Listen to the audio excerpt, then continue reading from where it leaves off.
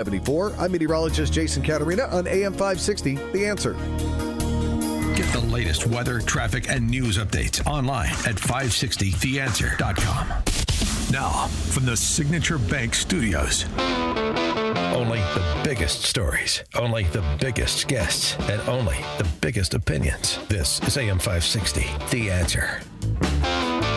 Top of the morning, Dan Proft here. So, this morning, the White House announced the framework agreement with the European Union on trade, and it tracks with what Trump announced in his meetings with EU officials. So most EU exports, pharmaceuticals, semiconductors, lumber, will be taxed at 15%. Remember, he was threatening a 30% tariff as of August 1 if a deal wasn't reached. The EU also agreed to ensure an investment of $600 billion from its companies into the U.S. and to purchase at least $750 billion worth of U.S. energy. Okay. So that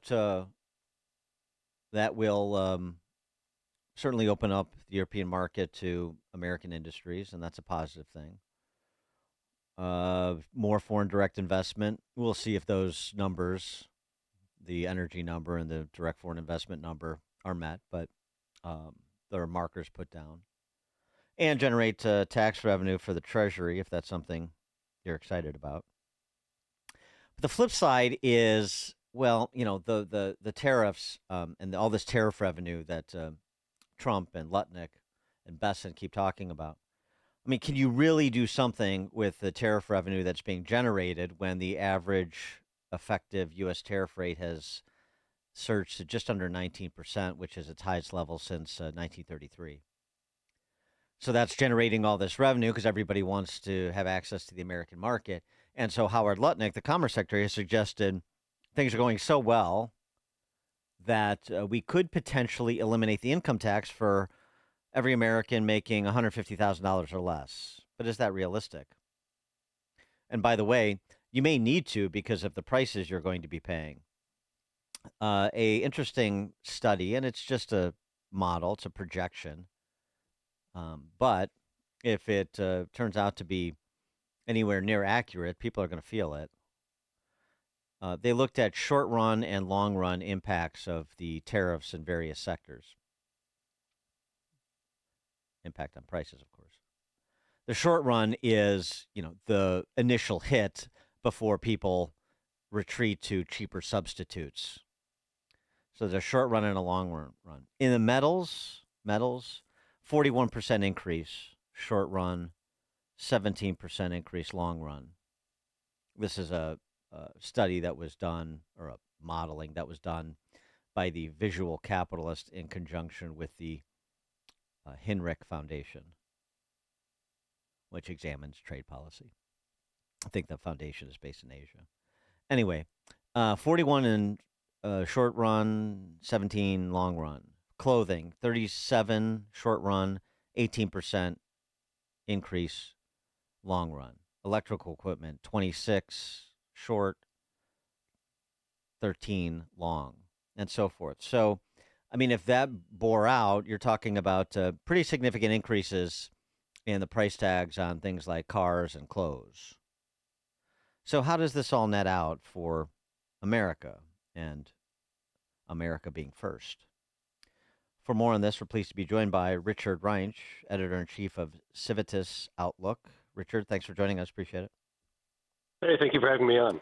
So let's start with the Lutnick claim that these trade deals that are being made, the tariffs that are being imposed, plus the foreign direct investment and the purchase of American goods, like from our energy sector, are going to fill the coffers of the Treasury such that you could eliminate the income tax. You realistically could eliminate the income tax for people making $150K or less.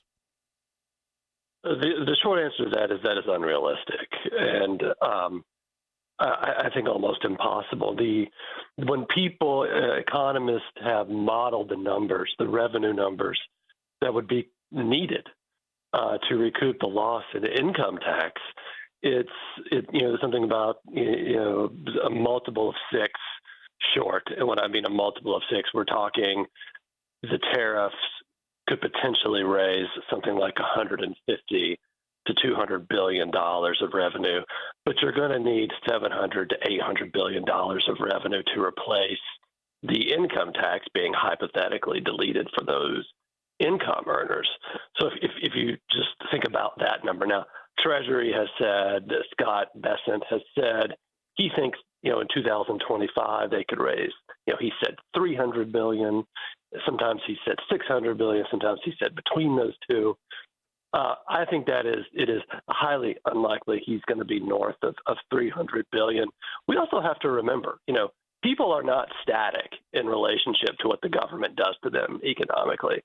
If tariffs are implemented in this manner, and it seems that they are going to be, it's highly likely people begin to change. As you talked about in your opening monologue there, people will start to change their consumption patterns. People will consume less. They'll look for cheaper substitutes. All of that will affect tariff income in the final number. So I think what we're talking about here is a way for the administration to try to redirect tax increases on American companies and consumers that are going to be highly damaging in the long run. Now, we haven't seen that it show up in the way in which a lot of people feared, but there are a lot of reasons for that. One thing to keep in mind, we got a inflationary producer price index number 2 weeks ago. That's the number companies are paying for goods that they're going to use in retail. Then we also had sort of a soft number, consumer price index number, indicating we didn't have necessarily an inflationary episode. You have to reconcile those. Why is that? It suggests to me companies brought in a lot of inventory. They're selling down from the pre-tariff world. They're also eating cost currently, but they can only do those two things for so long before the price increases get passed down to American consumers. That's what's coming the rest of this year. I think we're already getting there. Right. And I mean, part of that run up in inventory, too, is because the environment was so unstable. The good news here, if you want to suggest these deals are good news, I mean, on balance so far, they seem to be marginally beneficial to America. But is that where you're providing some certainty because you have these frameworks that are been agreed to in principle that seem to be on the fast track to being codified. And so now you're starting to know what the environment is going to be with major trading partners like the EU. Yeah, I don't know that they're marginally beneficial. I would say that they are not marginally beneficial. The EU, Japan, other large trading partners, they've all wisely made the decision to take the hit. Yeah, right. Because it's no good to destroy, to impair your own economy in order just to exact revenge on what America's doing. It is also the case we're a very profitable market to be in. So in one sense, it can make sense for them to pay these tariffs. They're also thinking long term. I mean, if these tariffs have been imposed by the executive branch, they can also be undone by the next executive branch a few years down the line if the federal courts do not do it. And we have some pretty strong indications that the appellate court that has heard the case challenging the statutory authority of the president to implement the tariffs, that they might be open to a reversal. They were certainly very skeptical of the administration's claims in court. So that's all working there. I would just say I haven't seen the EU agreement that you've referenced, and I haven't seen any of the other agreements that have been referenced. I've seen no legal framework, nothing solid, nothing concrete. Japan disputes that it's going to spend over $500 billion in investments into our economy. How does that get enforced? How does the EU going to enforce and tell its companies to put money into our economy? Which, by the way, it kind of brings up this whole inconsistency because that actually brings about trade deficits. Foreign direct investment is a source of trade deficits, which the administration says are highly damaging. I don't think that they are. Trade deficits are just an accounting reality. But when you're talking about that, you kind of undercut your claim there. And then you have to take into account imports and exports are linked. If we're importing less because of higher tax rates on those imports, that's going to affect the amount of dollars Europeans have to buy our goods. That's going to affect the amount of dollars Europeans have to invest in our economy. That's sort of the flip side there. A trade deficit is really just foreigners don't buy your goods at the exact same rate. Why?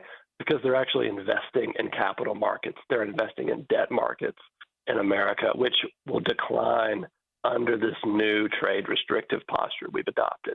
Yeah, I agree with you on trade deficits, and I am pretty much a free trader, so I'm not really on board with Trump's approach to trade policy. But to play devil's advocate with respect to these frameworks and with respect to the broad outlines of the deals that have been made public, and the EU one. I mean, this was presented this morning in the context of a document that's a trade framework agreement. But I hear what you're saying.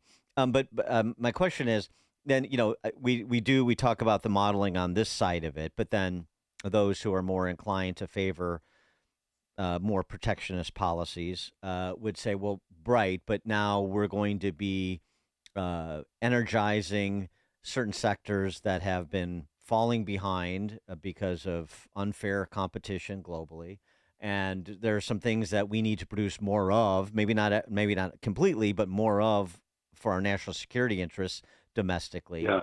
And so the net is going to be more industry here, more good paying jobs, and so you have to factor that into the equation too.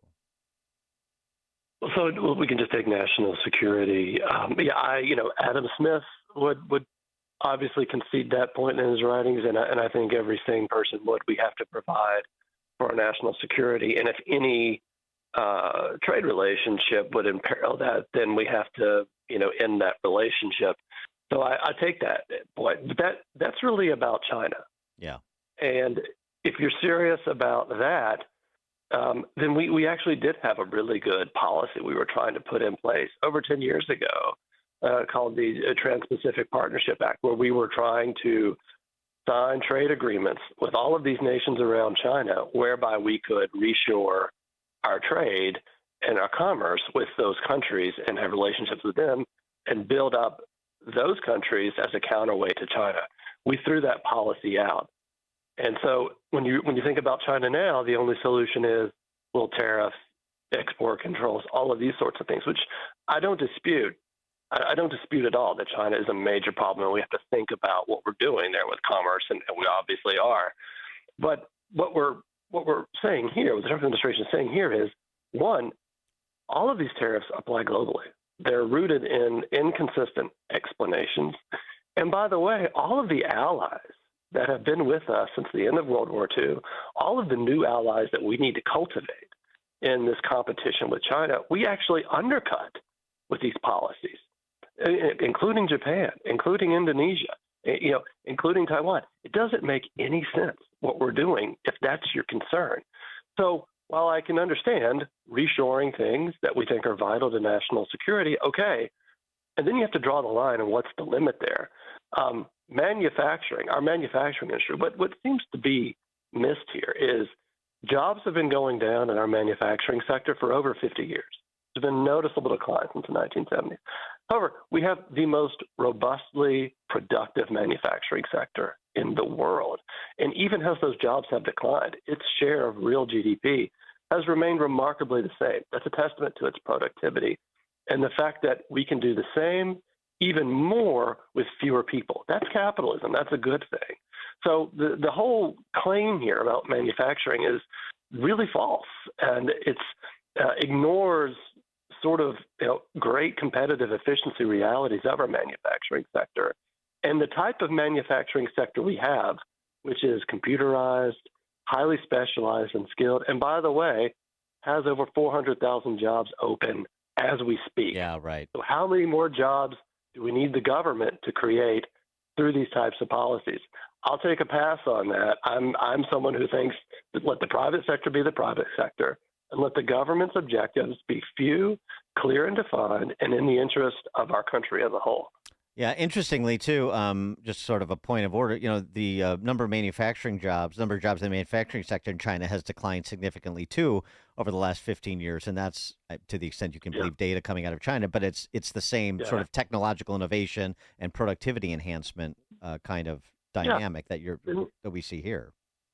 That's right. And, that's happened in countries in Europe that have had, the so-called industrial policy where they have promoted their industrial sector, promoted its exports as a key to their prosperity. Germany, France, all of these types of countries have seen their manufacturing sector in terms of jobs decline. That is the way of the last several decades. It's also about consumers. As we grow wealthier, there's only so many washers and dryers you need. You can only drive so many cars, buy so many types of those products. As people get wealthier, they look to services, and that's true in our economy. We are a service sector economy, and in terms of trade surplus and trade deficits, we have a trade surplus in services. That's where our strength is. So when Trump says we've been getting ripped off by, not to separate China, we've been getting ripped off by all our allies, because he said that about the EU and all these other countries, you say what? Well, first of all, no one's ripping us off. If we just think about trade as a win-win proposition that people don't engage in if they're set to lose, when they buy our goods or we buy, their goods, that's a win. And this sort of claim of being a loser is, well, they don't turn around and buy a commensurate amount of our goods. But that's because we're the world's reserve currency. That's because our capital markets are the most attractive markets to invest in the world. And they take the American dollars they've received and they put them there. The other side of this is the BMW plants in Alabama, the Mercedes plants in South Carolina. All of this sorts of investment, it comes back and fuels American jobs. So that claim also doesn't take into account, trade between two nations rarely balances, right? Because nations are very different, and with their skills and services and resources they have to offer one another, but they have the right thing to offer each other. But they're also in relationships with other countries, multilateral trade. So there is a deficiency between two countries. There's also trade with another country, which is going to, usually pick up that slack. That's also a reason why, bilateral trade deals within a global framework don't make a lot of sense for nations to lock themselves into. You want to be able to trade with everyone and not necessarily at a disadvantage because of an agreement you've signed with country A. And that's kind of what the Trump administration is asking now all these countries to do. So it doesn't make sense for them. It's also why a lot of us who are following this are kind of skeptical when we see all these agreements rolled out. Usually it takes a very long time to come to these types of agreements, and they're very specific and particular, and not just, oh, well, here it is. So that would be the response. Capital coming into our country for capital purposes, they buy our debt. That's not their problem. That's a we problem because we spend too much money and save not enough. But they're helping us out in that regard, and they're also fueling our capital markets. So these are positive things, but they're now imperiled. Richard Reinsch is the editor-in-chief of Civitas Outlook, that is. Richard Reinsch, thanks so much for joining us. Appreciate it. Hey, thank you. Thank you so much.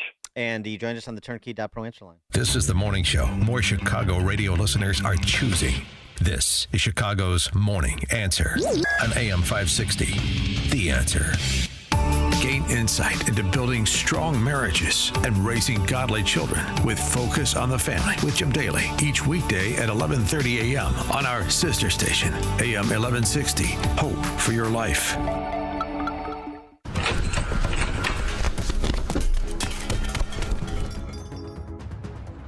They took everything. Our equipment, our supplies, it's all gone. It's devastating. Every order is going to be delayed for months, and our customers are going to find someone else. I don't know if we'll ever recover from this. We're already getting calls from clients checking on their orders. Who knows how long it will take to get back on our feet? What were